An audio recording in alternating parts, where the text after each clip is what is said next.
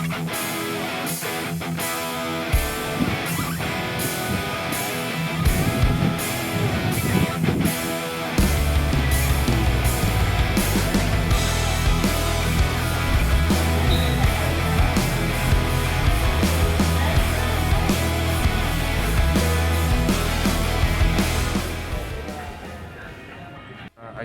itu.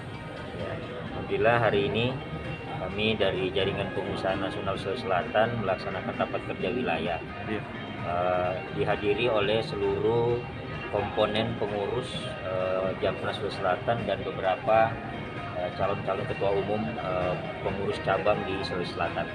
Juga hadir ketua dewan pengawas dan beberapa dewan pengawas dan unsur dari pemerintah dan TNI dan Polri kita undang juga pada hari ini. Jadi harapannya ke depan apa setelah kegiatan ini? Kita berharap dengan Rakerwid ini setelah kemarin sempat stagnan karena masa pandemi, Ya. teman-teman bisa memulai lagi untuk ngebut di bisnisnya kembali. Dengan program juga organisasi bisa kembali berjalan, menjalankan program-program untuk ke masyarakat.